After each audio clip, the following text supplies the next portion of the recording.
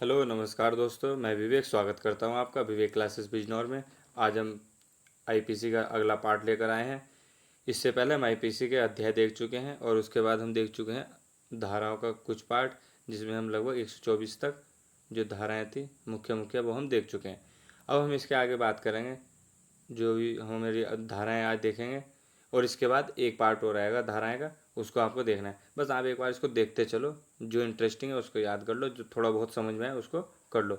इसके बाद जो भी मैं कराऊंगा, जितने भी इनसे संबंधित केस हुए हैं उनको याद करना है, क्योंकि वो ज़्यादा इंपॉर्टेंट होते हैं। लेकिन उससे रिलेटेड धारा जरूर पता होनी चाहिए। अगर पता होगा तो अच्छी बात है, जितनी नॉलेज होगी। तो इतना ज्ञान आपको करके चलना है, इसीलिए आपको यहाँ पर धारा पढ़ाई जा रही हैं। तो इसके बाद हम केस करेंगे, प्रीवियस ईयर के सारे क्वेश्चन जितने भी आए हुए सारे करेंगे। मूल विधि सारी की सारी गारंटेड ऐसे करा दूंगा कि अगर 7-8 क्वेश्चन आते हैं तो कम से कम बता रहा हूँ उसमें 90%। भाई अगर 8 क्वेश्चन है तो कम से कम 6 तो करके ही आओगे, कम से कम 6 करके आओगे। सारी मूल विधि कंप्लीट करा दूंगा बढ़िया से। तो इसको देखना है आज। फिर हम शुरू करते हैं। उससे पहले आप अपने इस चैनल को सब्सक्राइब करें, वीडियो लाइक करें और शेयर करें, और साथ में कमेंट करें। तो अब हम देखते हैं, इसमें सबसे पहला है धारा 41। धारा 41 की दो धाराएं पीछे छूट गई थी, इंपॉर्टेंट है। इसमें स्थानीय विधि वाली पिछली बार एग्जाम में पूछी भी गई थी। तो धारा 41 कहती है विशेष विधि का वर्णन। कई बार ऐसा होता है कि जैसे लोक सेवक कोई कार्य कर रहा है, लेकिन वो जैसे आप ये समझो पुलिस किसी को पकड़ने गई, लेकिन वो अपराध जो है वो कानून से, जो भी कानून की किताब है उसकी पहुंच से बाहर है, तो वो न्यायपालिका से उससे संपर्क किया जाएगा और किसी विशेष विधि के तहत उस पर कार्रवाई की जाएगी। इसको कहा जाता है विशेष विधि। नेक्स्ट 42, स्थानीय विधि वह विधि है जो भारत के किसी विशिष्ट भाग में लागू होती है। तो स्थानीय विधि वह विधि है जो कि भारत के किसी विशिष्ट भाग में लागू होती है। ये पूछा गया है कि स्थानीय विधि क्या है, तो स्थानीय विधि वह है जो भारत के किसी विशिष्ट भाग में, किसी छोटे से एरिया में, कोई पर्टिकुलर एरिया होगा, उसी स्थान में लागू होती है, तो उसको क्या कहा जाता है, स्थानीय विधि। नेक्स्ट हम देखते हैं 7 कहाँ गए थे, 7 सेना में, ठीक है ना। तो सेना से संबंधित अपराध। अब बात करते हैं 132 की। किसकी बात करते हैं हम, 132 की। 132 में कहा गया किसी सैनिक अधिकारी को, सेना में किसी अधिकारी को विद्रोह के लिए दुष्प्रेरित करना। तो ये किस में आता है, 132 में। किसी सेना अधिकारी को या किसी सैनिक को विद्रोह के लिए दुष्प्रेरित करना क्या होता है, 132 के अंतर्गत आता है। नेक्स्ट 140, सैनिकों की पोशाक या बिल्ले पहनना ये अपराध है, और इसमें अधिकतम कितनी सजा हो सकती है, 3 माह और 500 रुपये जुर्माना। ठीक है, 3 माह सजा या 500 रुपये जुर्माना, या दोनों हो सकता है। अब हम इसके बात करते हैं, अगला पार्ट हमारा भाग 8 अध्याय 8 शुरू होगा। तो इसमें देखते हैं धारा 141 कितना हो जाएगा, 141। 141 में क्या कहा गया, विधि विरुद्ध जमाव। तो विधि विरुद्ध जमाव पूछा जाता है। विधि विरुद्ध जमाव में कितने सदस्य होते हैं, या तो 5 या 5 से अधिक, 5 या 5 से अधिक, और उनका क्या होता है, समान उद्देश्य होता है। क्या होता है उनका, समान उद्देश्य होता है। तो वो क्या कहलाते हैं, विधि विरुद्ध जमाव के सदस्य कहलाते हैं, 5 या 5 से अधिक। नेक्स्ट 142, विधि विरुद्ध जमाव का सदस्य होना। जो भी विधि विरुद्ध जमाव का सदस्य होगा उनमें सभी को दंड मिलेगा। ऐसा नहीं है कि हाँ वो अलग खड़ा है तो उसको विधि विरुद्ध जमाव, जो भी है उनकी, जो भी सबका समान उद्देश्य है, तो वो क्या होगा, विधि विरुद्ध जमाव का सदस्य होना किसके अंतर्गत है, 142 के अंतर्गत है। इसके बाद धारा 143 में क्या कहा गया, जो भी विधि विरुद्ध जमाव का सदस्य होगा उसका दंड, विधि विरुद्ध जमाव का सदस्य होने का दंड कितना है, 6 माह या जुर्माना या दोनों सजा। 6 माह या जुर्माना या दोनों सजा मिलेंगी जो कोई विधि विरुद्ध जमाव का सदस्य होगा। अब ऐसे समझ लो जैसे विधि विरुद्ध जमाव के कुछ ग्रुप बना के गए हैं, एक अलग खड़ा है, लेकिन उद्देश्य उसका कुछ और प्लानिंग होगी कि हाँ वो बताएगा क्या करना है, दूर से खड़ा होकर किसी को देख रहा है, कोई आ तो नहीं रहा, इस तरीके जो भी प्लानिंग है, लेकिन वो उसका, तो अगर कोई पकड़ेगा और वहाँ पे ग्रुप को पकड़ लिया वो अलग है। तो ऐसा नहीं है कि हाँ वो मैं तो अलग खड़ा था, नहीं, उसका उद्देश्य भी समान था, तो वो किसका सदस्य कहलाएगा, विधि विरुद्ध जमाव का सदस्य। धारा 143 के तहत दंड कितना मिलेगा, 6 माह या जुर्माना या दोनों।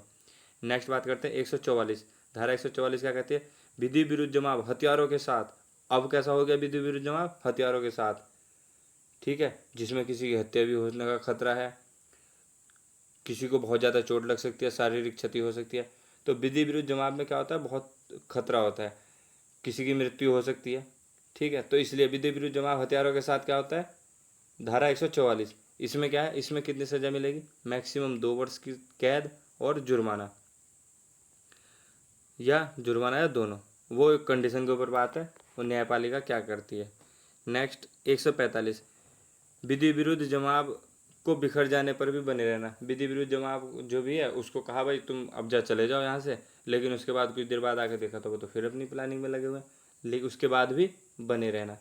इसके बाद ये पूछा जा सकता है कि हाँ विधि विरुद्ध जमाव के सदस्यों को आदेश बिखर जाने का आदेश देने पर भी बने रहना। किस धारा में, तो धारा 145 में। नेक्स्ट धारा 146, विधि विरुद्ध जमाव के सदस्यों द्वारा हिंसा या बलवा करना। अब बलवा अगर पूछा है तो धारा 146 में, किस में परिभाषा है, धारा 146 में। तो विधि विरुद्ध जमाव के सदस्यों द्वारा हिंसा या बलवा करना। अब क्या किस चीज़ पे, अब तोड़ फोड़ पे उतारू हो गए। अब क्या हो गया, अब तोड़ फोड़ पे उतारू हो गए, आग लगा दी कहीं पे, ठीक है ना। तो ये क्या होता है, हिंसा या बलवा करना।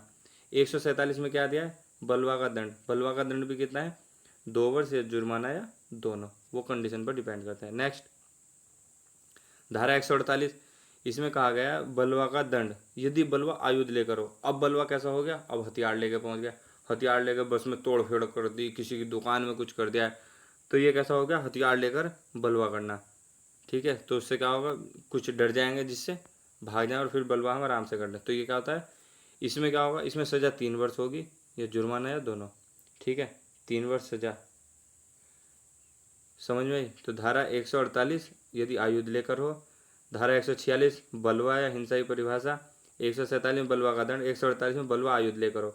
इसके बाद इंपॉर्टेंट धारा 149, विधि विरुद्ध जमाव के सदस्य, जो भी विधि विरुद्ध जमाव के सदस्य उन सब पर अपराध लगेगा, ठीक है ना। अपराध जो भी करेंगे वो उसमें सभी पर लगेगा। अगर ऐसा है, अगर विधि विरुद्ध जमाव के सदस्य हैं और किसी ने उसमें जब हिंसा हुआ या बलवा है तो उसमें किसी ने किसी का मर्डर कर दिया, कोई रास्ते में जा रहा है, जिस तरीके से भी उन्होंने हिंसा करते हुए किसी का मर्डर कर दिया, ऐसा नहीं कि एक पर ही सजा लगे, वो सभी उसी के पात्र होंगे। इसीलिए इसमें क्या दिया गया, संयुक्त दायित्व के सिद्धांत का प्रतिपादन किया है। किसमें, धारा 149 में, सभी को संयुक्त दायित्व के अंतर्गत रखा जाएगा। नेक्स्ट अब इसमें देखते हैं हम 153 में भी ये बताया गया, इसमें नोट नहीं है। 153 में क्या कहा गया है, जो धर्म मूलवंश, जैसे उसमें दिया गया ना अनुच्छेद, संविधान के अनुच्छेद 15 में, तो इसमें कहा गया धर्म, मूल स्थान, जन्म स्थान, निवास आदि के आधार पर विभिन्न समूहों के बीच शत्रुता, संप्रवर्तन, ठीक है ना, संप्रवर्तन या सौहार्द बने रहने पर प्रतिकूल प्रभाव डालना। मतलब धर्म ऐसा है कि धर्म या मूल स्थान या जन्म स्थान, इनके आधार पर किसी को भड़का रहे हैं, ठीक है ना, क्या कर रहे हैं, उनके ऊपर प्रतिकूल प्रभाव डाल रहे हैं, उनको भड़का रहे हैं। तो ये किस में होता है, धारा 153 में। 153 क्या में क्या दिया है, इसके कार्य, किस तरीके से इसको कार्यान्वित किया जा सकता है। 153 में परिभाषा, 153 क्या में इसके कार्य हैं, और 153 ख में क्या है, इसका दंड है, 3 वर्ष या जुर्माना है, दोनों। इस तरीके से इसमें 153 में आगे देख लेंगे, छूट गया कोई बात नहीं है, आगे कवर करा देंगे, थोड़ा थोड़ा बता दिया है। आगे देखते हैं धारा 159। 159 भी इंपॉर्टेंट है। इसमें क्या है, दंगा। क्या है भाई, दंगा। अब दंगा क्या होता है, अभी हमने विधि विरुद्ध जमाव सदस्य देखा तो उसमें कितने, 5 या 5 से अधिक। लेकिन दंगा में क्या होता है, 2 या 2 से अधिक सदस्य होते हैं। कितने, 2 या 2 से अधिक सदस्य, या 2 या 2 से अधिक समूह हो सकते हैं। किसी लोग स्थान पर क्या करते हैं, किसी सार्वजनिक स्थान पर क्या करते हैं, अशांति फैलाते हैं, ठीक है ना, वहाँ पर मार पिटाई करते हैं। तो इस किसमें दंगा की परिभाषा दी गई है, धारा 159 में। लेकिन एक चीज़ है, अब एक समूह तो खड़ा है और दूसरा समूह लड़ाई कर रहा है, ठीक है ना, उनके साथ छेड़खानी कर रहा है या हिंसा कर रहा है, जो भी कर रहा है। तो अगर एक पक्ष निष्क्रिय होगा, वो एक्टिव नहीं है, तो उसका दंगा नहीं कहा जाएगा, समझ में। तो दोनों जब एक्टिव होंगे तो उसको क्या कहा जाएगा, दंगा। इसके बाद देखते हैं धारा 160। इसमें दंगा का दंड दिया गया है। कितना होता है दंगा का दंड, अधिकतम 100 रुपये या 1 माह की सजा, कैद, या दोनों हो जाएंगे। अब इसके बाद हम बात करते हैं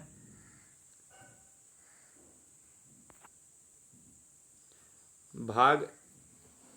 अब इसमें देखते हैं हम धारा 161 नहीं, धारा 161 से 165 तक ये भाग को हटा दिया गया है।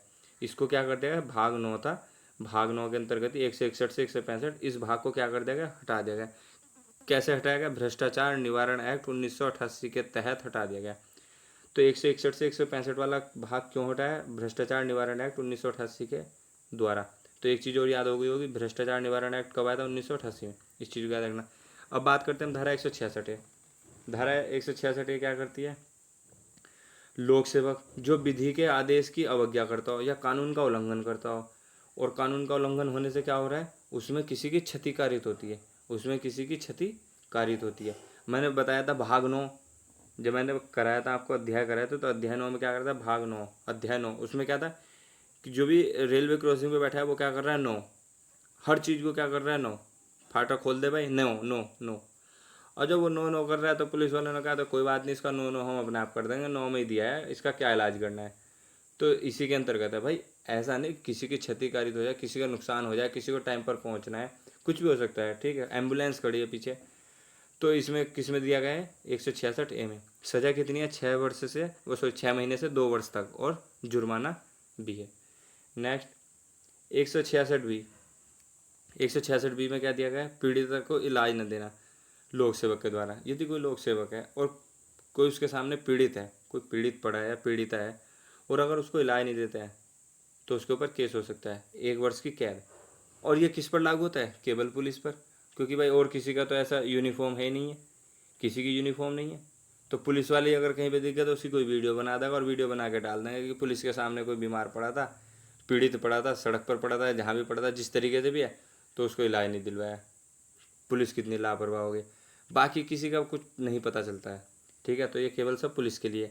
तो किस में है, पीड़िता को इलाज न देना लोक सेवक के द्वारा, या पुलिस के जैसे कब्जे में है या किसी के साथ है, अगर वो बीमार है, अगर उसको इलाज नहीं दे तो उस पर भी एक्शन होगा। एक तरीका दूसरा भी है, और अगर कैद में है तब बीमार है तब उसको इलाज की ज़रूरत है। तो इसके बाद देखते हैं हम नेक्स्ट, धारा 171, लोक सेवक की वर्दी पहनना या टोकन धारण करना।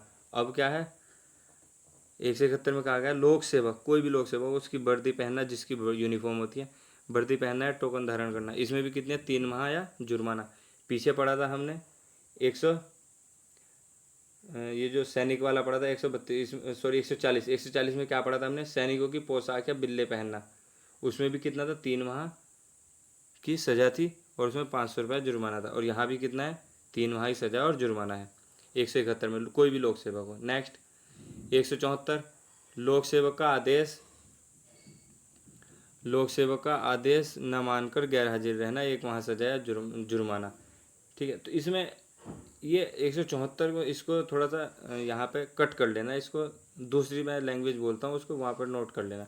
इसमें क्या है, किसी व्यक्ति की अगर मृत्यु संदेहास्पद हुई है या अप्राकृतिक हुई है, किसी व्यक्ति की मृत्यु संदेह इसमें हुई है या अप्राकृतिक हुई है, मतलब जो एक तरीके प्राकृतिक मृत्यु उसकी नहीं लग रही है, और उसकी सूचना अगर पुलिस को मिल जाती है, ठीक है, उसकी सूचना अगर पुलिस को मिल जाती है तो उसकी जांच कर मजिस्ट्रेट को सौंपी जाएगी, उसकी जांच की जाएगी कि इसकी मृत्यु कैसे हुई है, और किसको सौंपी जाएगी, मजिस्ट्रेट को सौंपी जाएगी आगे की कार्रवाई।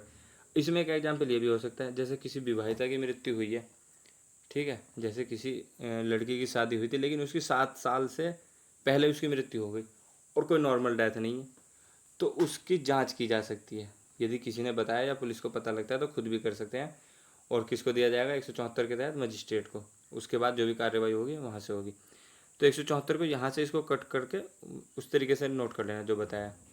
नेक्स्ट 176 में क्या दिया गया, विधि द्वारा आबद्ध किसी व्यक्ति द्वारा लोक सेवक को जानकारी न देना।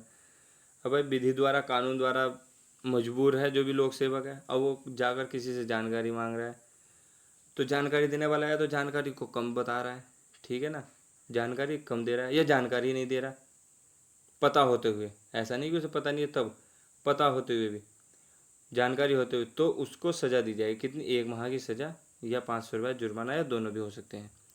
नेक्स्ट इसके बाद देखते हैं हम धारा 177, धारा क्या है, 177, मिथ्या सूचना दे दी। क्या कर दिया भाई, लोक सेवक ने किसी से जानकारी मांगी, भाई इसके बारे में डिटेल बता दे, विधि पूर्वक कार्य कर रहा है वो तो लोक सेवक तो, लेकिन उसने क्या कर दिया, झूठी सूचना दे दी, ताकि जो भी लोक सेवक है ये और परेशान हो जाए और यहाँ से इस चीज़ को छोड़ दे, ठीक है, मतलब परेशान करने के उद्देश्य से। तो अगर कोई झूठी सूचना देता है उसके लिए भी क्या है, 6 माह का कारावास है या जुर्माना या दोनों है। और ये इतना सज़ा किस में है, केवल यदि असंज्ञेय अपराध है, यदि इससे बड़ा है तो सज़ा दूसरी होगी, वो जज डिसाइड करेंगे। नेक्स्ट धारा 182, झूठी FIR या अफवाह, किस लिए, दूसरों को नीचे दिखाने के लिए। वैसे ही जाकर झूठी FIR लिखवा दी, ठीक है, ताकि पुलिस जाए और उसकी बेइज्जती हो, उसका थोड़ी सी इमेज गिर जाएगी। तो इसके लिए क्या है, 6 माह या जुर्माना, 6 माह और जुर्माना या दोनों, यदि कोई झूठी FIR या अफवाह इस तरीके की फैलाता है तो वो। नेक्स्ट 186, लोक सेवक की ड्यूटी में बाधा डालना। कोई भी लोक सेवक है, जो भी उसको काम कर रहा है उसकी ड्यूटी में बाधा डाल रहे हैं, क्या कर रहे हैं, बाधा डाल रहे हैं, तो उसके लिए क्या होगा, 3 माह या जुर्माना 500 रुपये। यदि कोई लोक सेवक की ड्यूटी में बाधा डालता है तो क्या होगा, 3 माह या 500 रुपये जुर्माना, ठीक है। नेक्स्ट धारा 187, लोक सेवक की सहायता ना करना जबकि वह विधि द्वारा आबद्ध है, ठीक है ना। तो जो पिछली वाली धारा हमने पढ़ी थी 176, तो लगभग ऐसा ही है कि विधि द्वारा आबद्ध होते हुए किसी व्यक्ति द्वारा लोक सेवक को जानकारी न देना। लोक सेवक की सहायता ना करना, वहाँ पर जानकारी वाली बात थी और यहाँ पर क्या है, सहायता ना करना। लोक सेवक की सहायता ना करना जबकि वह विधि द्वारा आबद्ध है। किसी से कहा गया भाई तुम यहाँ पे, जैसे पुलिस की बात करते हैं क्योंकि हम तो दरोगा के हिसाब से पढ़ रहे हैं इनको, जो भी पुलिस में आती हैं, तो अगर पुलिस स्टेशन से किसी को कहा गया कि उसके बारे में पता करके और यहाँ पे आके हमको बता दो, किसी के द्वारा पुलिस ने सूचना भेजी, ठीक है, हमें उसकी सहायता की ज़रूरत है, वो यहाँ आके बता देगा, लेकिन वो जा ही नहीं रहा है। और किसी भी तरीके से सहायता ले सकता है लोक सेवक, और जबकि उसे कानूनी प्रक्रिया के द्वारा ही चाहिए, ऐसा नहीं कि वो अपनी मनमर्जी से मांग रहा है। फिर भी वो अगर नहीं देता है, सहायता नहीं करता है, तो क्या होगा, 3 माह या 500 रुपये का जुर्माना। 186 187 होगी। नेक्स्ट चलते हैं 191, झूठी गवाही देना। 191 में क्या है भाई, झूठी गवाही देना। किसी के खिलाफ झूठी गवाही दे दी तो वो किस में है, 191 में। इसके बाद झूठा साक्ष्य गढ़ना। झूठा साक्ष्य गढ़ना, जैसे पुस्तक में गलत एंट्री कर दी, जो सत्य बात है उसके अगेंस्ट गलत एंट्री कर दी है। या ऐसा होता है जैसे आप लोग मूवी में देखते हो कि एयरपोर्ट से गुंडा आया और आगे कोई जा रहा है शरीफ सा व्यक्ति, अपने बैग से एक हीरोइन निकाली, ठीक है, जो और आगे जाके उसके बैग में चुपचाप डाल दी, ठीक है ना, जिसको ड्रग्स होता है, चुपचाप निकाला और उसके बैग में डाल दिया और अपना आप भी निकल गया। जब आगे चेकिंग हुई और शरीफ व्यक्ति जो है, जो फेमस है, उसको तो देखेंगे नहीं, या जो उसका चेकिंग नहीं होगी इसीलिए उसने उसके बैग में डाली। तो इस तरीके से जो भी होता है, इसको ये किसके अंतर्गत आता है, झूठा साक्ष्य गढ़ना।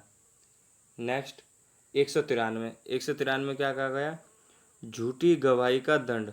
झूठी गवाही का दंड अधिकतम 7 वर्ष या जुर्माना, अधिकतम 7 वर्ष या जुर्माना या दोनों।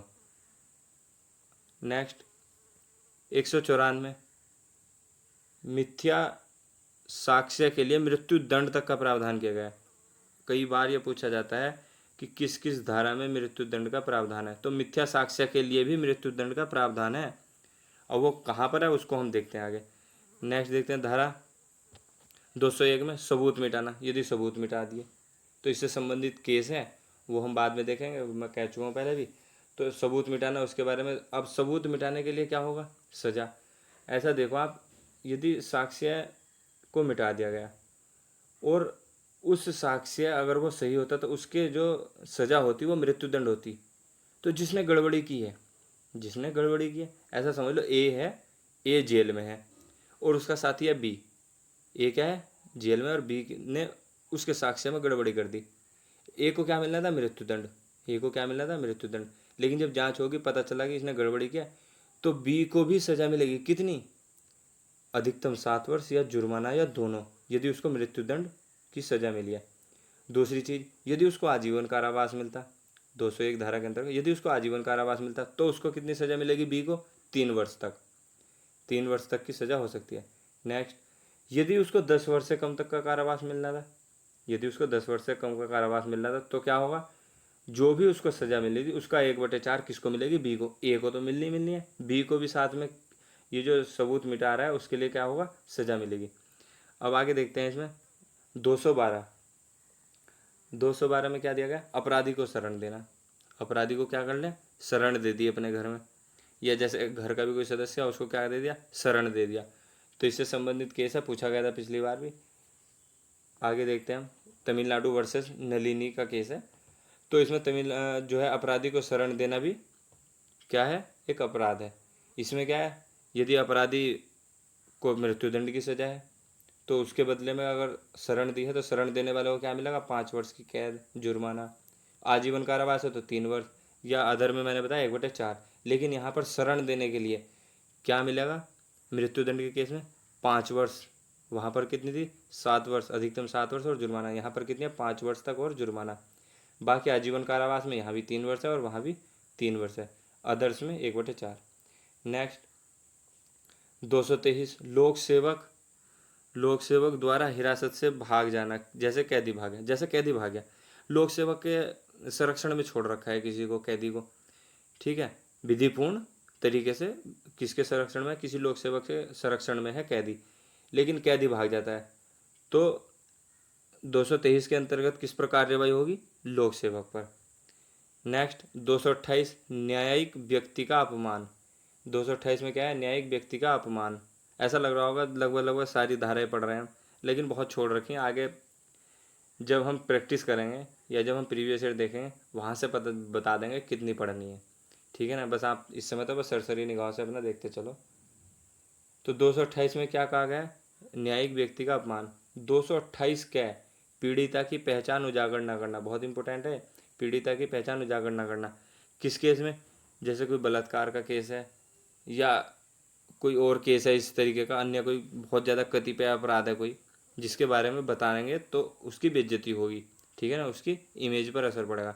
तो ऐसे में पीड़िता की पहचान उजागर नहीं की जाती। जैसे आप देखते हो, अखबार में भी देखते हो कि ये नाम आगे लिख देते हैं काल्पनिक नाम, मतलब वास्तविक नाम उसका छुपा दिया गया है।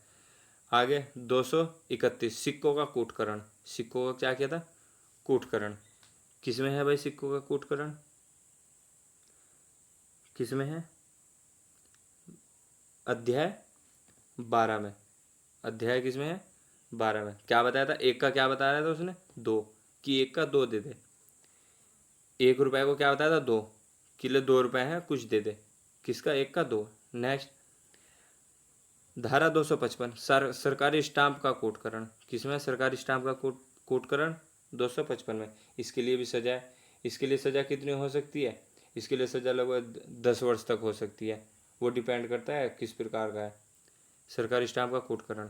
नेक्स्ट 265 कम बाट का प्रयोग।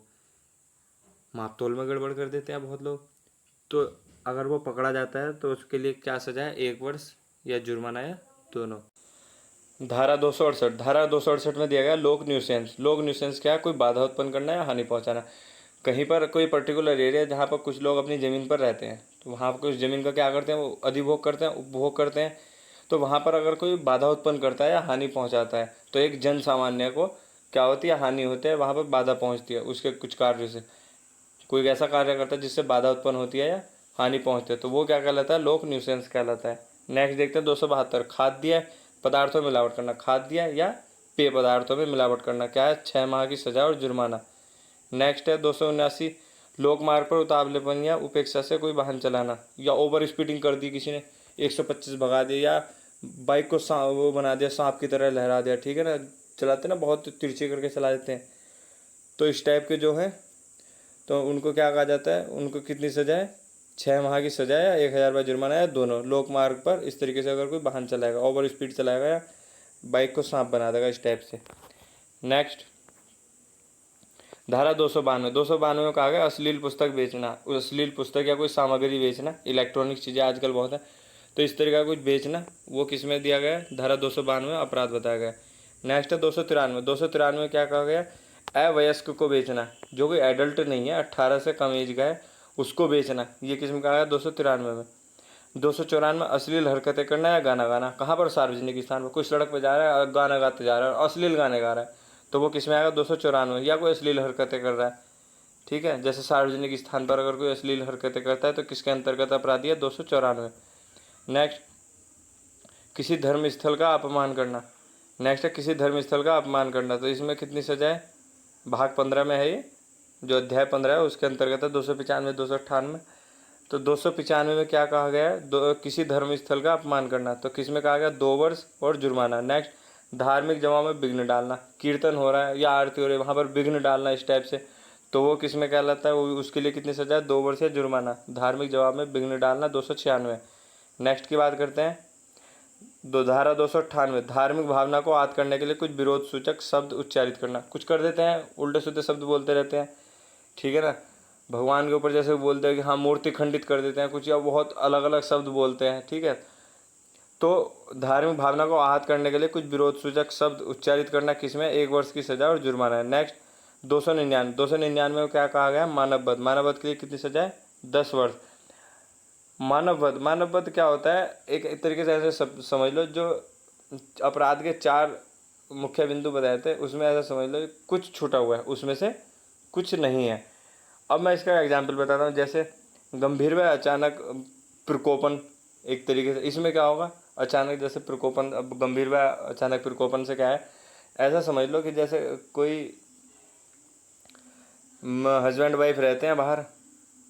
अब हस्बैंड जैसे 2 दिन के लिए गया, उसके बाद वो जैसे वो घर से बताया गया कि 5 दिन बाद आऊँगा मैं, लेकिन वो सडनली 2 दिन बाद आया था, और आके क्या देखता है कि उसकी वाइफ किसी के साथ है, ठीक है ना, कोई उसके साथ है, कोई आशिक होगा उसका, तो क्या है वो किसी के साथ है।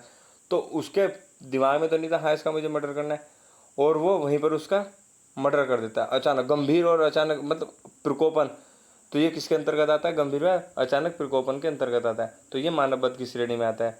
नेक्स्ट इसमें है दूसरा पॉइंट है इसमें, जैसे आत्मरक्षा में। अब क्या हुआ, अब किसी के पैसे चाहिए थे, जैसे कोई ए बंदा है उसके पैसे चाहिए बी पर, तो ए ने अपने कुछ बंदे भेजे, भाई जाओ उसको बुला के ला यार, आज पैसे देने को कहा था उसने, तो वो चला गया बुलाने, वो आने को मना कर रहा है। उन्होंने कहा भाई चलना यार तू चल, तो वो अगर उनको ला रहा है, तो उसने क्या कर दिया, आते समय उनमें से जो उसके साथ आ रहे थे उनमें से किसी की हत्या कर दी। तो उसने क्या कर दिया, किसी की हत्या कर दी, जबकि उसको यहाँ पर आत्मरक्षा का अधिकार नहीं था, क्योंकि वो तो आराम से ला रहा है, कोई उसके साथ लड़ाई झगड़ा थोड़े कर रहा है। तो ये किसके अंतर्गत आ जाएगा, मानववध। नेक्स्ट है लोक सेवक द्वारा अतिरेक कर देना। अतिरेक कहलाता है जैसे लोक सेवक की कस्टडी में है कोई कैदी, लेकिन कैदी भाग रहा है। कैदी क्या हुआ, गुपचुप तरीके से जैसे मतलब धोखा देकर भाग रहा है, और लोक सेवक को पता चल जाता है, और अगर उसने गोली मार दी उसकी मृत्यु हुई, तो वो किस में आ जाएगा, आपका मानववध में। नेक्स्ट इसमें अगला पॉइंट है, जैसे अचानक लड़ाई, 2 दोस्त बैठे आपस में, लड़ाई हो गई, मजाक मजाक में छेड़ दिया, उसने उससे ज़्यादा छेड़ दिया, छेड़ में लड़ाई हो गई, लड़ाई में एक की क्या होगी, मृत्यु होगी, तो ये किस में आएगा, मानववध में। सहमति द्वारा मृत्यु। अब सहमति इस तरीके से सहमति होगी, अब जैसे कोई है कोई बुजुर्ग है, वो कहता रहता है कि बस मैं तो इस ज़िंदगी से परेशान हो गया, इससे तो मार दो मुझे, मैं मर जाऊँ, ये इस तरीके से कहता रहता। तो घर वालों ने क्या किया, एक दिन को कर ही दिया, किसकी तो सहमति थी, तो रोज़ इसका तो रोज़ का ये काम था कि मुझे मार दो मैं मर जाऊँ, इस तरीके से, ठीक है। तो ये किसके अंतर्गत आ जाएगा, मानववध के। एक और एग्जाम्पल ये समझ लो, ए बी सी, टोटल कितने बंदे हैं, 3, ए बी सी। सी बैठा है झाड़ी के पीछे, इस बात का ए को नहीं पता है, इस बात का ए को नहीं पता है, किसको पता है, बी को। सी बैठा है झाड़ी के पीछे, बी और सी दोनों हैं, उसके बाद ए कहीं से आता है, तो बी उसको कहता है यार तू इस झाड़ी में गोली चला दे, बंदूक है उसके बाद, कहता है गोली चला दे। अब जब ए को कहा गोली चला दे, ए को तो नहीं पता सी बैठा है यहाँ पे। अब जब अगर वो गोली चलाएगा, जैसे उसने गोली चला दी, पहली बात तो उसको वो प्रेरित कर रहा है, उत्प्रेरित कर रहा है, वो शुरू में नहीं माना, लेकिन उसने क्या किया, चला दी कि भाई हो सकता है कोई बात हो, निशाना चेक कर रहा है वो, आपस में उन्होंने जो भी बात की, लेकिन उसको सी के बारे में नहीं पता, और उसने गोली चला दी और सी की डेथ होगी। तो ए तो दोषी नहीं है, क्योंकि ए को तो कुछ नहीं पता है। तो इसके लिए कौन दोषी होगा, बी। किसके लिए, आपराधिक मानववध 299। अब आगे बात करते हैं हम धारा 300। धारा 300 क्या, हत्या है क्रूरता से मानववध। यदि हत्या करनी है किसी की, मर्डर, तो वो किस में आएगा, धारा 300 में। इसके बाद है आपका धारा 302, हत्या के लिए दंड, कम से कम आजीवन कारावास होगा। धारा 302 में क्या दिया गया है, हत्या के लिए दंड। नेक्स्ट देखते हैं, और एक चीज़ हो रहा है 301 और है। 301 में क्या है, किसी भिन्न व्यक्ति की हत्या कर दी, मर्डर करने के लिए सुपारी ली थी ए की, और गलती से बी मारा गया, तो ये भी किस में आता है, मानववध की श्रेणी में ही आता है। और ये किस धारा में देगा, 301 में, इसको अलग से नोट कर लेना। इसके बाद है 304 बी। 304 बी में क्या है, दहेज मृत्यु, और दहेज मृत्यु में कितनी सजा है, कम से कम 7 वर्ष। सारी सजा मत याद करना, सजा जो याद करनी है वो बाद में बता दूंगा, लेकिन बस देखते रहना, क्योंकि इससे थोड़ा सा समझने में आसानी होती है। आगे आत्महत्या का दुष्प्रेरण, किसी को आत्महत्या के लिए बहका दिया, अरे जा मर जा, तेरे बस का ना जिंदगी में कुछ करना, ठीक है ना, तेरे बस का ना है कुछ भी करना, भले ही तू पहले कितना पढ़ता होगा या कितना पढ़ती होगी, कितनी बड़ी टॉपर है, ठीक है। तो इस तरीके से अगर कोई दुष्प्रेरित करता है, और कोई पागल होगा जो इस तरीके से करेगा, अगर गट्स हैं तो करके दिखा दो, लेकिन कुछ कर लेते हैं। तो आत्महत्या का दुष्प्रेरण किस में है? 306 में। और आत्महत्या का प्रयास 302 में तो हत्या के लिए दंड है, और 300 में क्या है? हत्या। और 307 में क्या है? हत्या का प्रयास करना, हत्या का प्रयास करना।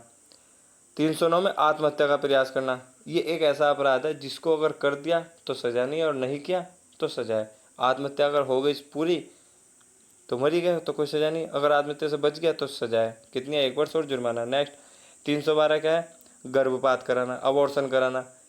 तो ये भी क्या है? एक अपराध है। धारा 313 में क्या है? गर्भपात कराना बिना स्त्री की सहमति के। कैसे कराना? बिना स्त्री की सहमति के। तो ये किसके अंतर्गत है? 313 के। इसमें अगली धारा है 319। 319 में क्या दिया गया? चोट की परिभाषा। चोट कैसी होती है, चोट की परिभाषा किस में दी गई? 319 में। तो ये आज की हमारी वीडियो थी, बाकी हम नेक्स्ट पार्ट में देखें, इनको अच्छे से देख लेना। और एक पार्ट और आएगा, आईपीसी की धारा होगा, उसके बाद हम देखेंगे केस, कितने केस हुए हैं, और उसके बाद हम देखेंगे, अपना प्रैक्टिस करेंगे प्रीवियस ईयर के जो क्वेश्चन आए हुए हैं उनसे हम समझेंगे, हमें पता लग जाएगा हमारा क्या लेवल है और कितना हम पढ़ रहे हैं। यहीं से आपको सब समझ में आ जाएगा। ठीक है भाई, तो धन्यवाद, राम राम।